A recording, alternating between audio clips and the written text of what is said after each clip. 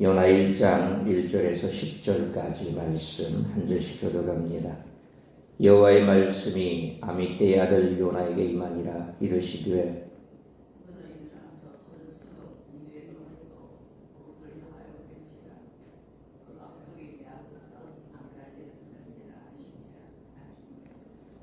그러나 요나가 여호와의 얼굴을 피하려고 일어나 다시스로 도망하려 하여 욥바로 내려갔더니 마침 다시스로 가는 배를 만난지라. 여호와의 얼굴을 피하여 그들과 함께 다시스로 가려고 배삭을 주고 배에 올랐더라.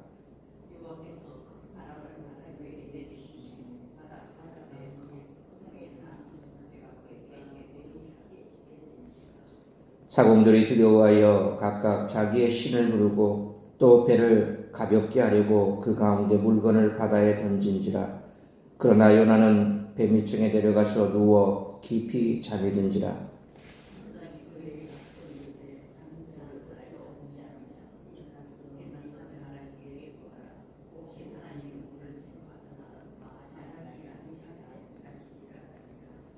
그들이 서로 이르되 자 우리가 제비를 뽑아 이 재앙이 누구로 말미암아 우리에게 임하였나 알아보자 하고 곧 제비를 뽑으니 제비가 요나에게 뽑힌지라.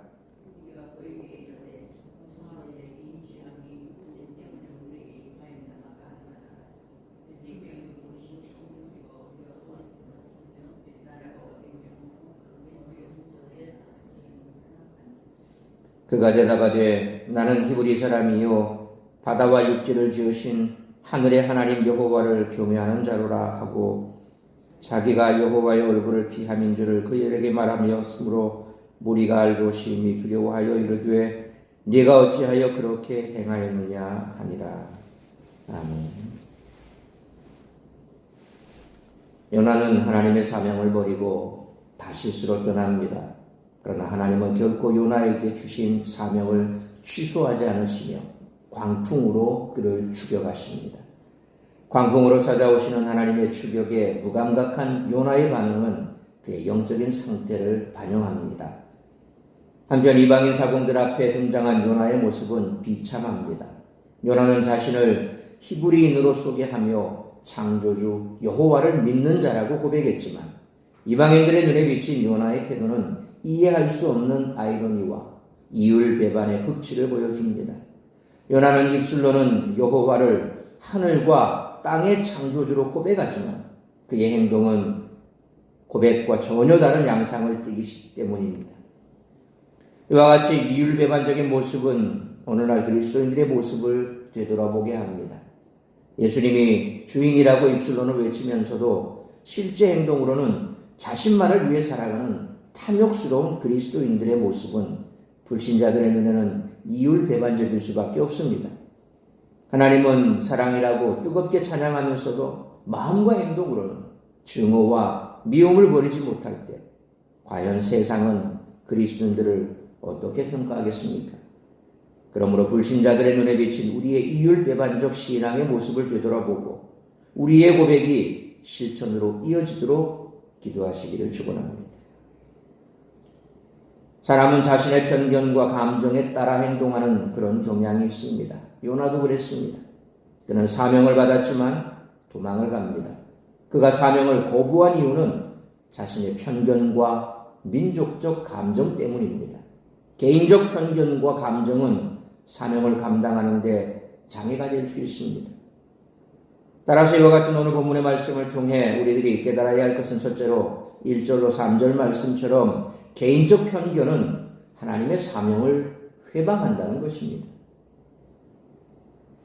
요나는 주전 793년에서 753년까지 북이스라엘 왕으로 지낸 여로보암 2세 때 북이스라엘에서 활동했던 선지자입니다.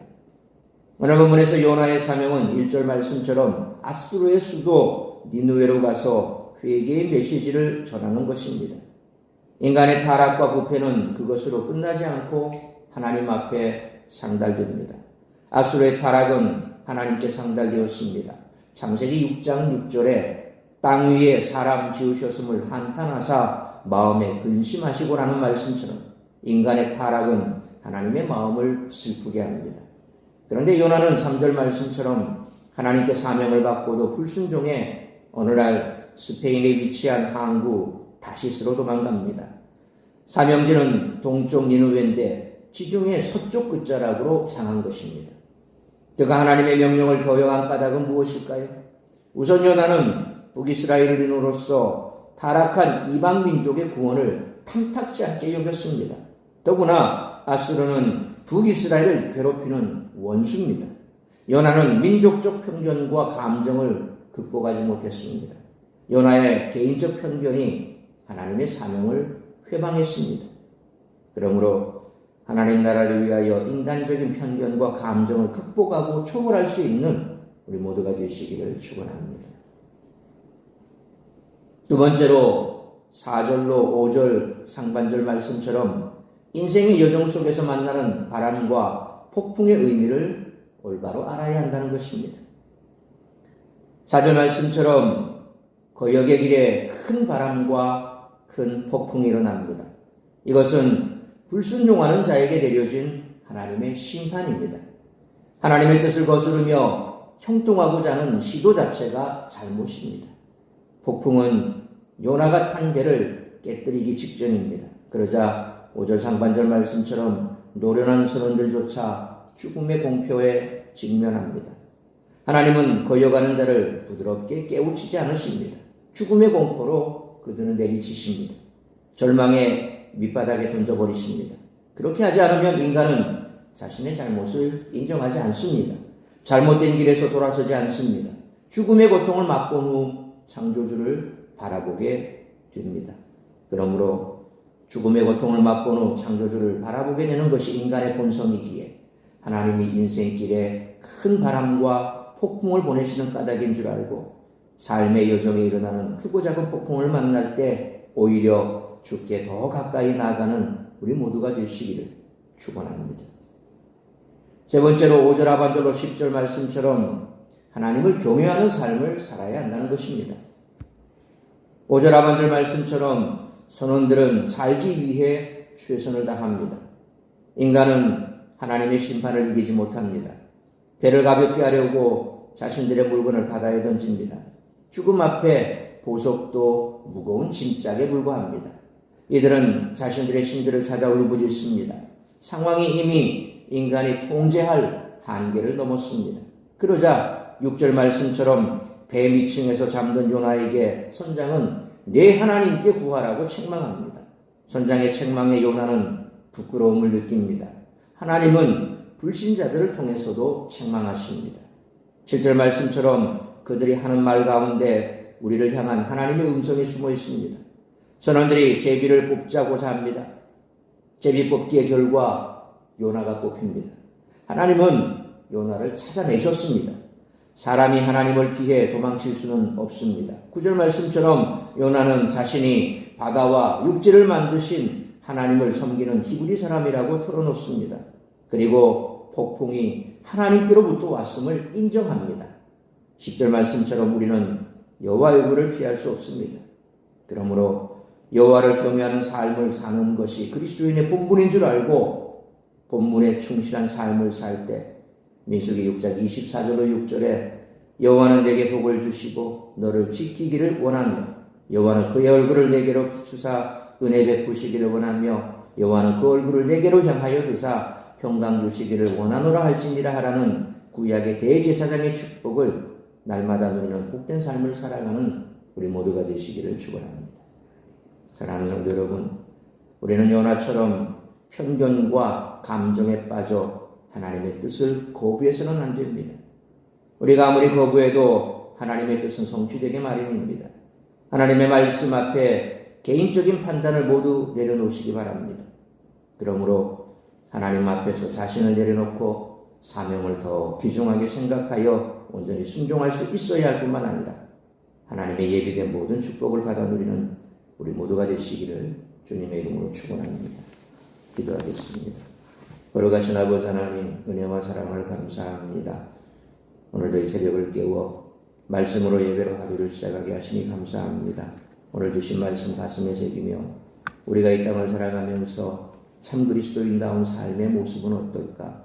오늘 과연 내가 이 땅 가운데 믿지 않는 자들의 모범이 되고 있는지, 그들로 하여금 주께로 돌아오는 일에 우리가 얼마만큼 사명을 잘 감당하는 사명자로 살아가고 있는지 돌아보아야 할 것입니다.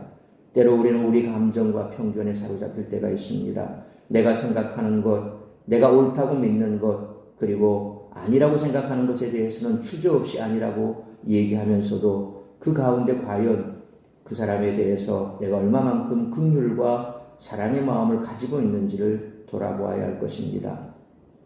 진리가 아닌 부분에 대해서는 내 생각을 접을 수도 있어야 할 것이고, 때로는 내게 피해가 된다 할지라도 영혼을 구원하는 일에 있어서는 우리가 우리의 유익을 잠시 내려놓을 수도 있어야 할 터인데, 과연 우리는 정말 손해볼 수 있고 또 사랑과 긍휼을 가지고 편견을 가지지 아니하고 그들을 바라보면서 주님의 말씀대로 실천하고 살아가는지 돌아볼 수 있어야 합니다.